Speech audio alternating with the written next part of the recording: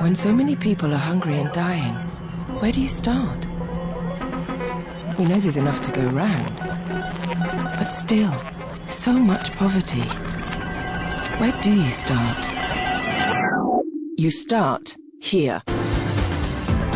Leaders from 189 countries have signed up to end poverty.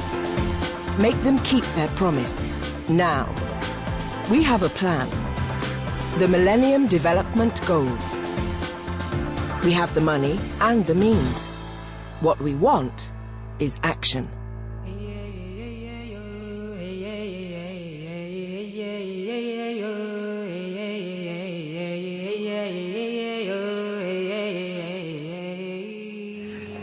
I think you can see how skinny this little, see his little thin little arms. How old is this little? 18 months. 18 months. This child is admitted with pneumonia and diarrhea, but his basic problem is really malnutrition. Poverty is the biggest killer of under fives. Goal 4 is to keep more children alive. How much did she weigh when she was born? 2 kg and 300 grams. You had a small baby. I guess I was weak. Chanda's been sick since she was born. Her mother, Kopila, is just 15 and lives with her family in Kathmandu. 10 people share one room. It's a struggle to pay the rent and buy food. Chanda, like so many malnourished babies here, has to be admitted to hospital. Really what it does to the child is that first is the child fails to grow. He stops growing, a growing child stops to grow. Second is then he would not have enough activity. He stops to be active. And then of course many other infections will come in and child gets sicker. Across Nepal, 1 in 4 babies are underweight.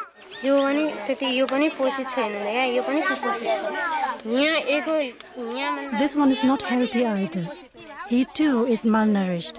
If he moved from here to here, he would be well nourished. He is better than last time. In Bangladesh, 1 in 2 babies are underweight, but they are trying to do something about it. This clinic teaches mothers to make cheap, nourishing meals. When women are in control, families tend to eat better. Another mouth to feed, Jayashree's 11th child. 5 have already died. But the family is delighted. It's a boy.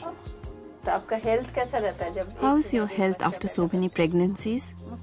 Well, I don't have a choice.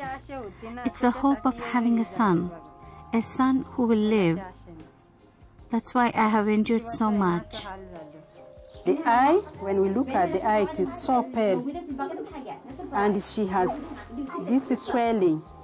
Yeah, I think this is a sign of deficiency, and you can see the child is not happy. Dr. Chandaru teaches Yemeni midwives about nutrition and healthcare, so they can teach young mothers. Education and simple technology saves lives. Making sure drinking water is clean by purifying it at depots like these helps prevent infections that kill 2 million kids every year. Kids need clean air. Last year in Nicaragua, Christina was ill with asthma. The doctor asked me if there was a fire in the house, if there was any smoke, and then he told me that the children had problems because of the smoke. Every year, almost 3 million kids are killed by breathing in smoke. But Maria Elena's got an energy-efficient stove. It's less smoky, needs less fuel, and even makes them money. Now they fry and sell tortillas. Helping her kids escape their biggest threat, poverty. It's definitely made a huge difference to my life. I can feed my children, I can pay for clean water, I pay for electricity. I'm not rich, but now at least we have enough to eat and drink, thank God.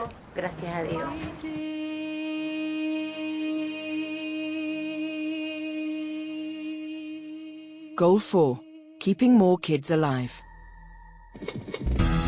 The Millennium Development Goals. Make our leaders keep their promise. 8 goals, 1 world, no excuses.